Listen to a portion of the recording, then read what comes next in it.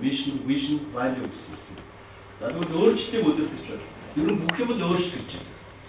Тэгэхээр энэ өөрчлөгдөж чадахгүй байгаа тохиолдолд хүн өөрөө яадаг вэ гэхээр сэтгэлгээний ийм одоо юунд орчдөг юм, блокнд орчдөг. Тэрийг болохоор хар хайрцаг болчихлоо гэж ярьдаг тийм. Парадигм гэж хэлдэг. Философч одоо. Парадигм гэдэг нь болохоор тодорхой нэг одоо нэг хэв шинжийг тэгээд тогтмол давтагдсан тийм замыг хэлж байгаа парадигм. Тэгэхээр энэ парадигмаас хүн яах ёстой? Гарах ёстой. Тэрийг болохоор одоо парадигмын shift гэж яриад. Тэгвэл энэ өөрчлөлтийг өдөртөгч байх гэдэг чинь хүн өөрөө бүх юм дээр парадигм shift хийж байгаа санаа гэлээ. Тэр хайцагнасаа гардаг байх гэсэн санаа гэлээ. Одоо ингээд хайцаглагдсан хүмүүс бол маш амархан хоцрогчтэй. Цаг үеэс маш амархан хоцрогчтэй. Тэгвэл цаг үе чинь ингээд урагшаар довтолж явдаг. Тэгээд орчин байнга өөрчлөгдөж идэг. Тэгэхээр энэ дээр нэг өөрчлөлтийг өдөртөгч бай гэдэг чинь тэрийг өдөртөгч хүн бол байнга одоо энэ өөрчлөлтийг андаа мэдэрч энэ өөрчлөлтийг мэдэж өөрчлөлтийг өдөртөгч нь бай гэж байна шүү дээ. Тэгэхээр энийг change management гэдгээр өдөр тууханд маш яригддаг. За үлгэр жишээч бай. Үлгэр жишээч бай. Ханыг би хэлээд андаа ямар бай гэдэг вэ? Над шиг бай. Над шиг бай. Намайг дагаад хий. Над шиг бай. Яг энэ тохиолдолд бол дандаа нөгөө ширээгүү дараа, өрөөгүү дараа гэдэг юмуд яригддаг шүү дээ. Арга гээл тэгэхээр нэг юм хамгийн өндөр дээр хамгийн том өрөөгтэй, хамгийн том ширээндээ суудсан юм биш. Энэ дээр яах ёстой вэ? Дандаа. Ялангуяа нэгжийн удирдлагууд бол нөгөө удирдах байгаа хэдэн үндэ дандаа яах ёстой? Үлгэр жишээж явах ёстой. Үлгэр жишээ. Яг үүндээ ажилчид яадаг юм бэ? Өглөө юу хийдэг юм бэ? Өглөө та нараас төрүүлж ирчээд та нарыг эргэж хараа суучдаг. Ороод ирэхээр яадаг юм бэ? Ороод ирэхэд та нарын зураг авалт хийдэг. Үсэн тийм бай.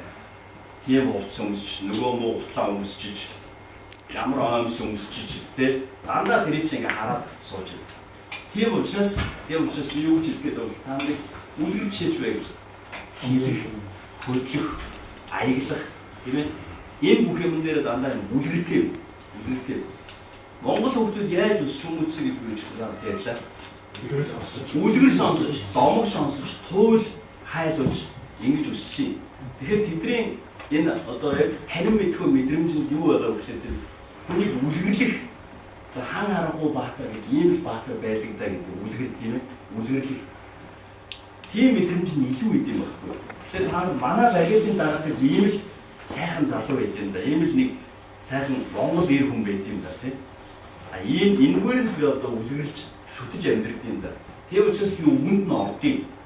Тийм учраас би ингээд татагддаг юм тийм. Энэ л байхгүй да. Хамгийн гол юм. За дараа нь итгэл дүүрэн байх. Тэгэхээр энэ итгэл дүүрэн байхын тулд яах ёстой? Итгэл дүүрэн байхын тулд нэгдүгээр нь зүйл мэддэг байх. Яг зөв. Мэддэг байх. Мэдчиж итгэл дүүрэн гэх тийм ээ. За өшөө яах вэ? Яг өдөртөгч хүний хувьд итгэл дүүрэн байна гэдэг нь яг итгэлээ баг хамт олондоо итгэлтэй байх тийм. Баг хамт олондоо итгэлтэй байна гэдэг нь юу гэж байна? Яг тэр хүмүүсээ яасан баг. Хүмүүсээ таньсан. Зөвхөн хүмүүсээ таньсан. Яг өчигдрийн мэдрэл одоо ярьдаг баг. Яг үндэ хүний нөөцийн удирдлагууд юу гэсэн бэ даа? Хүмүүсээ таниад яах. Зөв газар. Таниад байрын бол. Таниад байрын бол. Өөр олон юм хэрэггүй. Хүнээ тань тэгэл байрын бол. Хүнээ танихад бол ихлэ яах ёстой. Өөрөө ийм амьдрал ийм энгийн юм баггүй. Тэгээ ухаантай хүмүүс ингэ заагаад өгсөн байна. За дараа нь Стивен Коугийн болохоор хувийн зорилго, бидний зорилго гэж хэлсэн. Тэгэхээр одоо бид нар ингээл компани гэж байна шүү дээ, тийм. Компани гэдэг. Компани дотор ингээд бариад хэсэг нэгжүүд газар хэлцгээд байж байна, тийм. Яг үүндээ эдгээр чинь бүгээрнгийнх нь зорилго нэг юм байна. Хааны зорилго юу? Хааны зорилго юу? Сайхан хань. Зүйтэй. Яг инженерээ бол тийм шүү дээ. Яг инженерээ бол энэ Монгол ахуйч яг тийм байна. Илэг бүтэн их том сайхан амьдрал байна. Тийм ээ? Илэг бүтэн их том сайхан. Тийм ингийн зорилго. Тэгвэл яг баг хамт олонны хувьд бол ерөөсөө юм тийм. Хувийн зорилго, бидний зорилго. Тэгэхээр зэрэг хүүхдүүд муу. Хувийн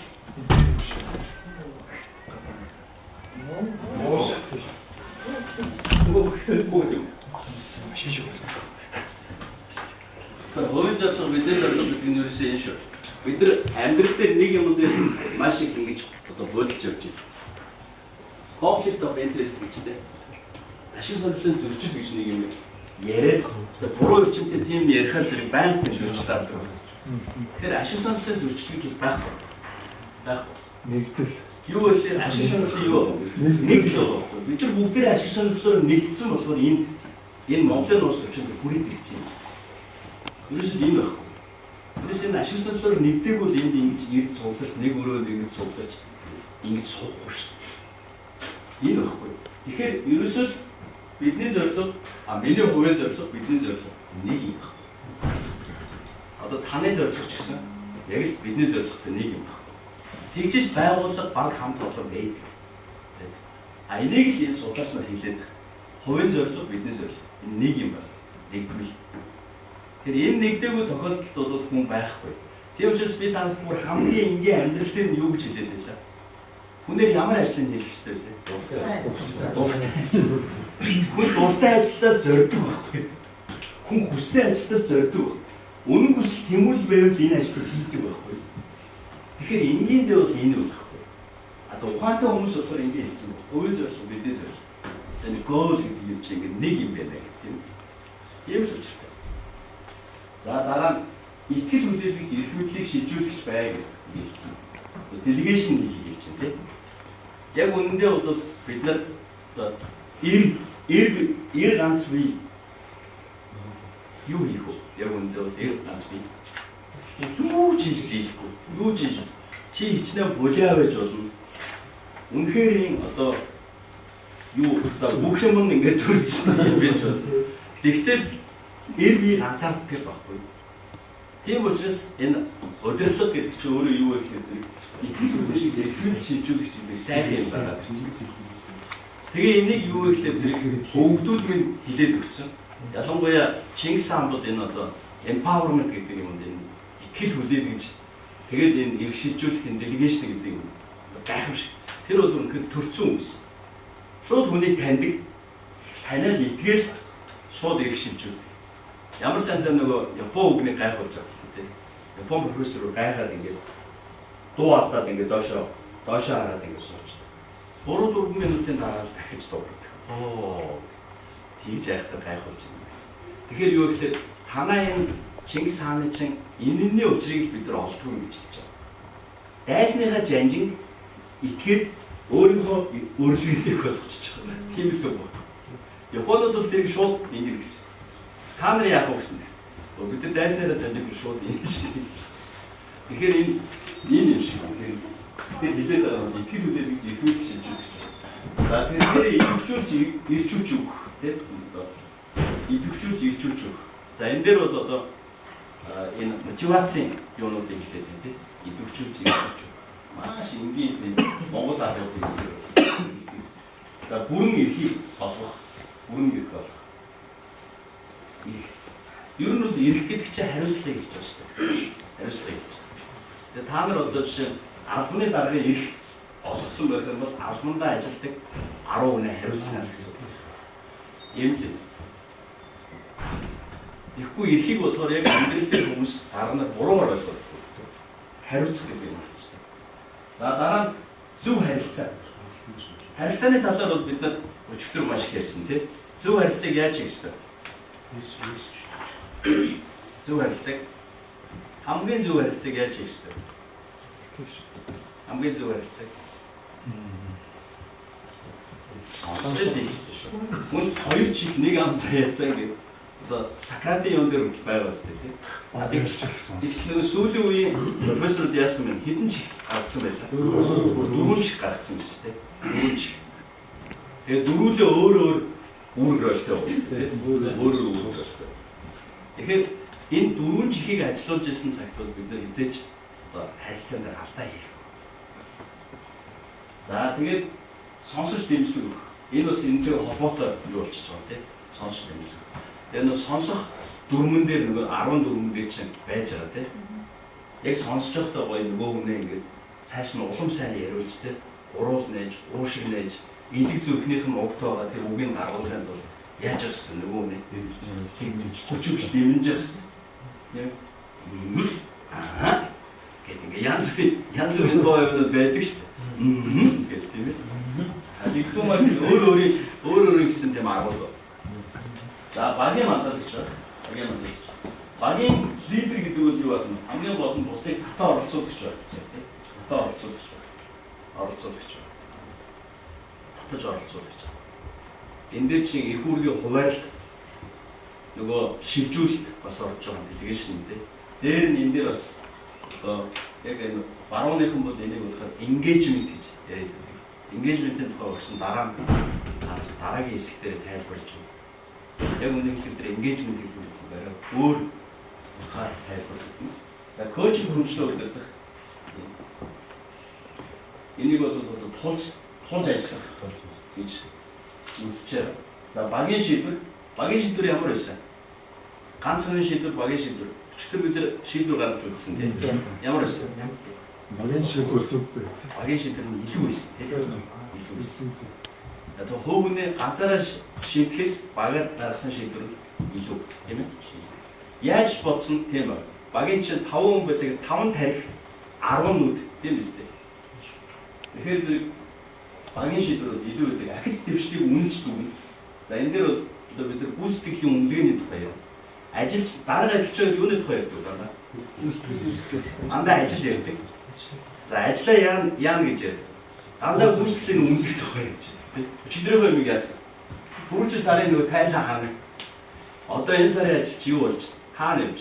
Энэ надад гүйцэтгэлийн үнэлгээ бас тийм. Тэгэхээр энэ гүйцэтгэлийн үнэлгээ гэдэг зүйл бол энэ дандаа ахис дэвшлийг үнэлж дүгнэх асуудал байна. Тэгээд ахиц дэвшил байна уу байхгүй нь энэ нөхрийн бензин дууссан юм уу? Энэ нөхөрт цаашаага юу байна уу? Потенциал байна уу тийм? Энэ бүх юм чи хүмүүс яаж идэх вэ? Өдөртөгч яаж идэх вэ? Хүмүүсээ дүгнж идэх вэ? Дүгнж идэх. Тэгээд за энэ нөхөр бол овоо гайгүй шүү. Энэ хоосонгүй шүү. Юмтай шүү. Энэ цаашаа нэлээ яв. За энэ нөхөр бол одоо ингээ бензин дууссан. Тэгээд эндээ ингээ байж байгаа. Тэгээд нэг тийш бол. За энэ нөхрийн байр нь болохгүй. Байр болов. Ерөөсө болчихгүй тийм. Данд тийм дүгнэлтүүд хийж ирсэн шүү.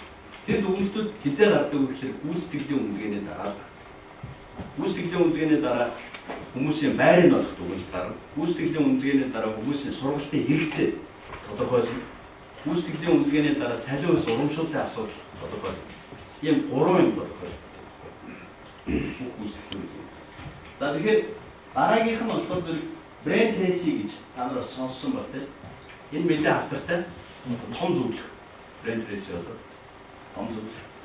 За brain tracing-ийн одоо юунууд нь зөвлөгөө өгсөн компаниуд гэдэг одоо 300 гаруй тийм булиа компани байдаг гэдэг. Домог шиг юм ярьдаг тийм юм байна.